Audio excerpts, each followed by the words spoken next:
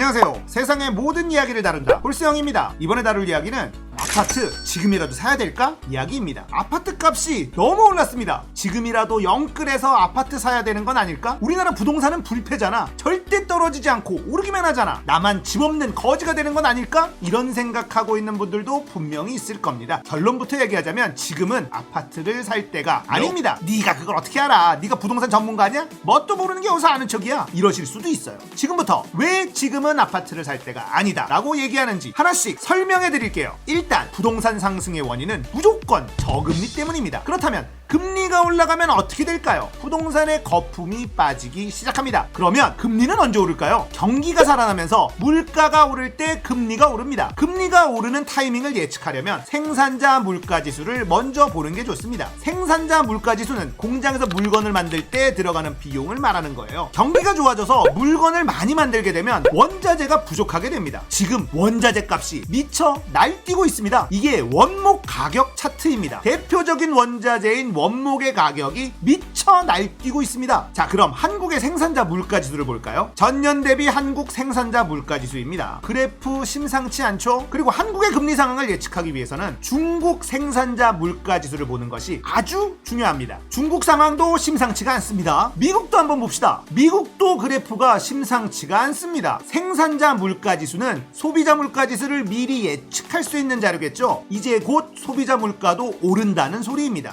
그런 소비자 물가지수 한번 볼까요? 중국부터 보겠습니다. 최근 들어서 상승세로 전환되고 있죠. 생산자 물가지수의 폭이 가파르기 때문에 중국 소비자 물가지수도 계속 상승할 것입니다. 미국도 보죠. 어이구야, 미국은 심각해 보이는데요. 이제 한국을 봅시다. 한국의 그래프도 심상치 않습니다. 우리나라의 중앙은행인 한국은행은 존재의 목적 자체가 물가를 관리하는 것입니다. 물가가 오르기 시작하면 금리를 올리기 시작할 겁니다. 물가가 오르는 것을 제때 잡지 못하면 인플레이션이 옵니다. 인플레이션은 한 번 오면 쉽게 제어가 안 됩니다. 한국은행의 존재의 이유가 인플레이션, 디플레이션을 막는 데 있다, 이렇게 이해하시면 됩니다. 그럼 한국의 금리 인상은 언제쯤일까? 올해 말이나 늦어도 내년 초부터 금리 인상을 시작할 거라고 생각합니다. 부동산 가격을 결정하는 가장 중요한 요인인 금리. 금리는 인상이 예정되어 있다는 것을 확인했고, 또 하나의 중요한 요인이 있습니다. 바로 주택 공급입니다. 공급이 많아지면 자연스럽게 주택 가격이 안정됩니다. 3기 신도시 공급이 예정되어 있습니다. 또 김현미 장관을 이어서 변창흠 국토부 장관이 내정됐었죠. LH 사태로 100일 만에 사퇴하긴 했습니다만 2사 부동산 공급 대책을 냈었죠. 서울에 27만 호 공급한다고 예고했습니다.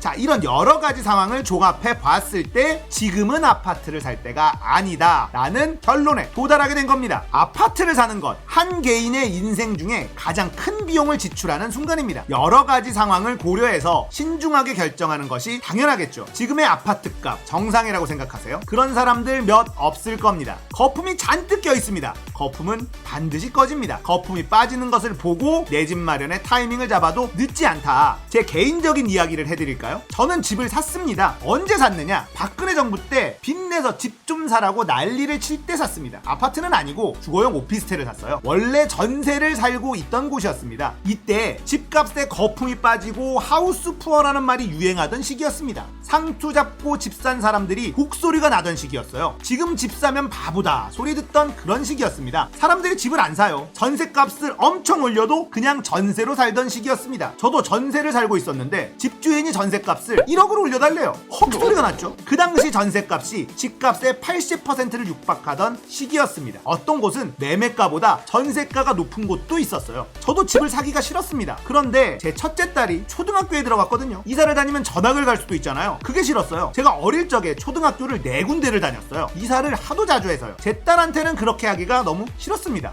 그런데 제가 사는 오피스텔에 매물이 나온 거예요. 전세값 올려달라는 돈에 7천만 원을 더 구하면 집을 살 수 있었습니다. 그래서 은행을 갔어요. 그랬더니 왜 이제 왔느냐면서 좋아서 대출을 해주더군요. 집값이 더 떨어질 수도 있다는 불안감은 있었지만 어차피 우린 1주택이니까 오르든 내리든 아무 상관이 없다. 내 딸은 전학 다니지 않아도 된다는 생각에 대출을 받고 집을 샀습니다. 그러니까 완전 바닥의 집을 산 거예요. 운이 너무 좋았죠. 지금은 집값이 많이 올랐겠다 이런 생각이 드시죠? 맞습니다. 많이 올랐습니다. 그런데 있는데 어차피 다른 데는 더 많이 올라서 별 상관이 없습니다. 1주택자들은 별 상관이 없어요. 집값이 오른 걸 체감하려면 이걸 팔고 지방으로 내려가야 느낄 수 있을 거예요. 제가 서울에 살고 있는 한 우리 집값이 오른 건 내 삶에 아무런 영향을 주지 않아요. 이런 생각은 하죠. 그때 집을 안 샀다면 아예 집을 못 샀겠구나. 운이 정말 좋았다. 이런 안도감 같은 건 있습니다. 부동산 문제는 너무나 복잡한 문제예요. 우리의 삶과 직접적으로 연결되어 있는 문제죠. 부동산 거품은 빠져야 합니다. 정치인들은 제발 정신 차리고 집값 거품 제거하세요. 부동산 거품 제거할 생각을 해야지 대출 규제 풀 생각을 하고 있으니 한심하죠. 부동산 거품이 빠져서 대한민국 청년들이 플렉스하지 않고 열심히 일하고 저축하는 게 의미 있는 나라가 됐으면 좋겠습니다. 이번 이야기는